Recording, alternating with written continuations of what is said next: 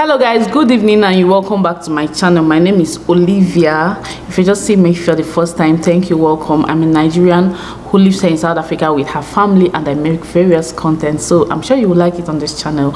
Do well to hit on the subscribe button. If you're not yet subscribed, please give this video a thumbs up. Okay, yes, I know you've not watched the video, but just give it a thumbs up. Okay, so yeah, to all my returning subscribers, I really appreciate you. Thank you so very much. Okay, and if you're new here, thank you and welcome. So without further ado, let's just run and jump right into the video. Yes, it's a story time. Okay, let me just give a quick background. Yes, I'm a mom of three. I'm a mom of three beautiful kids, and I gave birth to them here in South Africa, all of them. And I just want to tell a story time about their births. I don't know, I want to be putting in this kind of stories because I know that some people like various content, like variety of contents. And to everybody that says you like my personality, you like the way I talk, thank you, really. I really appreciate you. So I just want to bring various things, and also I just want to, you know, kind of document it for my children. Hopefully this platform will still be around when they grow, so they can just click and watch any video. So I just want to kind of document all this kind of content. That's the reason why I'm making this one exactly. So I have three children, like I said, three daughters. I gave birth to them here in South Africa. One was in 2013, 2015 and 2022 subsequently. That one was, of course, my youngest baby, who is about close to 10 months as at the time of making this video. Yeah, so a story time of their births, all of them together, three of them. And so a background story: when I came here to South Africa, I got pregnant and I lost that pregnancy. I don't know if that information is relevant or yeah. Then I waited for, I didn't wait, like my body obviously waited for say 6 months again before I decided to pregnant again, or before I got pregnant again, let me just put it that way. So then I gave birth to my daughter in 2020. So when I was pregnant for her, background story again, I was very sick, very sick. I mean, it's called hyperemesis. I mentioned it in one of the videos I did when I was pregnant. So hyperemesis is an abnormality that happens in, I don't know, very minute percent of women. I think 2% or how many percent of women, like severe nausea and vomiting. So I had hyperemesis, the very severe type. I was always at the hospital. Like I was always at the hospital. That was in the Eastern Cape in Port Elizabeth. So I was always at the hospital. Oh my God. Then I could just reminisce. Whenever I'm down, I start, you know, throwing up, TMI. So when I start throwing up, my husband, of course, he's a GP. He tries his best. He tries to give me different medications, and to no avail. Like, he's not able to curb the nausea most times. He'll manage. Sometimes he'll give me drip. He'll just try to, you know, try so that I don't get admitted. But eventually I always land in the admission, because what happens is that you begin to lose what's it called again? Okay, you begin to lose electrolytes, and when you're losing electrolytes, you begin to lose potassium, all those electrolytes, dehydration and everything. So it's very dangerous, especially with pregnancy. So in that kind of situation, you need to be dehydrated, you need to be put on drip. And then it happened off and on. I was always at that hospital. Sometimes I'll spend 1 week, a week plus, 2 weeks. At some times I'll go back home, spend a few days again, I'll be down again, I'll come back. So that was her own story. Her own story was very unique. Her case was severe. Eventually thank God, I carried the pregnancy till term. But what happened with her pregnancy was, obviously I was younger. I was around 26, thereabout or so. Okay, I'm giving you guys figures, raw figures, okay? So I was younger, I was in my mid-20s, and when that happened, after say 6 months, I became fine. I could manage myself, but I was very tiny. I wish I could see any of the pictures. I'll just try and insert some of the pictures if I can find any. So I was tiny, but I was fine. Eventually I was able to go to with that Christmas. We spent Christmas in Cape Town because I was fine. Obviously, for me to have a holiday in Cape Town. I was fine. That was the first time I went to Cape Town. I was fine, but her stomach was very big, very, very big. Like, you would think that because I was not eating, you can imagine for the first 5 months or thereabout, I was not eating. What was I eating? I couldn't keep anything down. I was on different medications. I saw different gynaes. The gynae I see today is not the gynae I'll see tomorrow, because I was always coming on admission, you know, that kind of thing. So, but my stomach, eventually, the baby was healthy, and my stomach grew very, very big, to the extent that it was named pendulous abdomen. Like, pendulous, I don't know what that means, but that was what the doctor said. It's called very big and long. Okay, so when it was almost time to give birth, because I wanted to have a natural birth, who wouldn't want to? That's the natural birth, of course.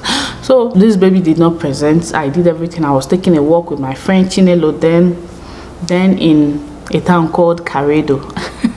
Caredo, I can't forget. Yeah, we were taking a walk, you know, so that the baby would present. No way, the baby did not present. When we went for the last scan, the baby was over 4 kg, and the doctor was like, that he doesn't want to induce me, because of course I'm what they call not primary gravida. That primary gravida is for first baby. I'm giving you medical terms now.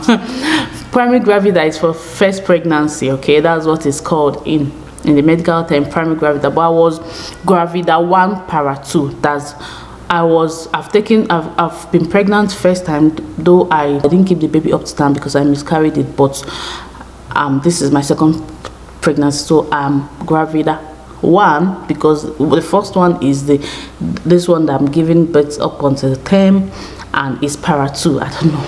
I'll just go and Google gravida 1 para 2, but no more a primary gravida. So they said they couldn't induce me, and that day, doctor, my husband, I asked him, he said, no, that is not right for the doctor to actually induce me. That if he induced me, that the baby could go into distress, and the baby was already big, it's first pregnancy and all that, at least first term pregnancy, I've carried up until term. So he said no, that he doesn't even think that the doctor will try. I know if it was in Nigeria, they would induce that baby, and that baby, you know, I don't know. So they gave me a lot of stories that there could be fetal distress, there could be a lot of things. It's a big baby, I'm tiny, I was sick and all that. So they just said they have to cut open, and that baby was given birth to on the 41st week, I think 40 weeks and few days. On that day morning, nothing, you know, me and my husband, it was just both of us. We came down to PE because we were living in Caredo. Then we came down to PE a day before. We slept, I think, somewhere. Then in the morning because you have to come to the hospital very early. Cesarean, they usually do it very, very early. We came very early, like around 5 or 5:30. The nurses will just, you know, attend to you, check the baby's heart and everything, admit you, then push you to theater. That was what happened exactly. Then we were pushed to theater very early, around say 6:30 or so. My husband and me we are there, and they gave me the anesthesia and everything, and the baby came. They opened me, cut. Okay, so how was the anesthesia? I didn't really feel anything. That anesthesia was really smooth. In some anesthesia, I think I subsequently found out that sometimes you can want to vomit, you know, but that anesthetist or whoever that did that job, it was very smooth. I gave birth to that baby, then I recouped. Obviously I was pushed into the ward, and the journey of motherhood started from there. So of course you have to, the sisters will make you stand up the next day, because you will still be drowsy that first day, and after, when you stand up the next day, you started carrying your baby just like that, and you start fending for the baby and taking care of the baby. And that's for my first daughter and her pregnancy and her story time. So yeah, okay, my first daughter Chigo was Nicole, and my second daughter Gemma Machku Lerato. So yeah, so her pregnancy was kind of the smoothest, I would say. You know, her journey was smooth. I didn't have what's it called, excessive vomiting. What did I call it again? Hyperemesis. I didn't have hyperemesis with Ma. It was a smooth pregnancy. I only vomited for a couple of times when I traveled to see my cousin in the Eastern Cape. My cousin, who is a doctor also here in South Africa, I went to see him. Then Chigo was also small. Both of us spent like 1 week with him, and I fell sick on him. Thank God he was he is a doctor also. Then he gave me some drips and a couple of medications, and that was fine. So that was the only time I was sick for Umma, and I never got admitted due to vomiting for Umma. So it was pretty smooth. I went to give birth to her, of course, and it was here in the northwest in Rustenburg here. So I wanted to try see a natural birth, but my gynae said no. Second baby, already previous Caesar. That's what they are called here in South Africa. Gynae said previous Caesar, no, that he's not going to allow me have a VBAC. Obviously with gynaes it's easier for them to just make you have a cesarean, especially if you've had a cesarean before. So he said no, he wasn't going to let me have a natural birth, that he's not even going to try it. My husband even told me that they don't try it. So I was like, okay, so I have to have Caesar throughout. He said yep. Anyways, so that was it, obviously. So what happened was, her own was like, she was born on 28 weeks plus. I said 38 weeks plus. The first was 40 weeks, she 38 weeks plus. Okay, she crossed 38 weeks going to 39 weeks, and an elective cesarean was scheduled. The difference between these two is that with elective cesarean, you already know you're going in for Caesar. You're not expecting any labor or labor pain, so you already have your bags packed. You know the day you're going into the hospital and all that. So what we do here, we just go and book a bed in the hospital and everything, putting down all your details. On the day of the elective Caesar, you just come in, just walk into the hospital. Also with Umma's own, very early in the morning, me and my husband again. Thank God then my mom was around, so she was with Chigo. Chigo was just 2, she just turned 2 then. So my mom was with Chigo, and we went into the hospital that morning. As usual, the nurses will check you and do all the all the checks and all the scans and everything. After checking that the baby's heart rate is fine, they will just admit you into the hospital ward, then push you to theater. So Umma's own, I think Umma's own was she was also delivered very early in the morning, but not as early. I think she was delivered around 8 o'clock in the morning, while Chico was delivered around 6:30, almost to 7. That one was pretty early. So around 8 o'clock Umma was delivered. The anesthetist came and gave me the anesthesia, but strangely I said feel like throwing up, But my husband was there. He was like, everything is okay. I think I even threw up. Yeah, I threw up a couple of times. Usually, both of them were spinal anesthesia, so you have to be awake when the baby is coming, not general anesthesia. Spinal is that it's going to be from your half of you will be like numb, but you will be conscious. So yeah, all of them, it was like that. After the anesthesia, I threw up a couple of times, and the baby came. So what happens usually, I always use it to mock my husband. I'm like, when this baby is coming, just pick the baby up and follow the sisters to the nursery. He's like, of course, now you'll be fine, they'll be closing you up, while I'll just make sure the baby is. He just makes a joke. But usually I think they will tell the dad to come and follow to the nursery, but the mom, of course, the baby is out, and they'll just try to clean you up, suture you and everything. So that was what happened. Second day, I think I was really drowsy, really drowsy after the anesthesia. In the ward, I didn't know what was happening that whole day. In the evening, that was when I became a little bit conscious and I began to talk and everything. But that whole morning, afternoon, I was like, if somebody comes, I'll just do it feels like I'm in a trance. I don't know what I'm on, I'm off. But one thing about South African hospitals, like, it's all the same. They'll be like, no, it's fine, it's the anesthesia, it's the anesthesia. The nurses will come and say, are you feeling some pain? They used to give this morphine, this pain, very strong painkiller, that when you're feeling pain, it's by your bedside, you pump it. They ask you to pump it according to your pain, how much pain you're feeling. I keep talking about South African hospitals. You just pump the medication and you know it releases into you. So yeah, you keep pumping it. Yeah, first day baby will be in the nursery, even Chigo. Yeah, my babies always sleep in the nursery. First day they'll be in the nursery, or first night they'll be in the nursery, because I can't be bothered about taking care of the baby. Not my choice. I think it's standard, especially with CS mom, because obviously you're not standing, you're not even sitting up. As at that time you're still lying down straight. It's only in the morning when the morning sisters come, they'll come and help you sit up, and then you clean up, then you can now try to walk a little. So both of them slept in the nursery the first night. And then, but one unique thing I can tell you about the nurseries is that when you're I think in the theater, is it before theater, they give you something like a wristband. Not like a wristband, it's like a security thing. Immediately the baby you come, they'll give you that security thing. Immediately the baby is born, they will put the security thing in the baby. You're not able to let that thing out except you're being discharged. So it's for security reasons. Immediately that thing is opening in any way or form, there'll be an alarm that is triggered. Like, it's so nobody can switch your baby or exchange your baby or something like that. That's what usually happens with that. That's about her.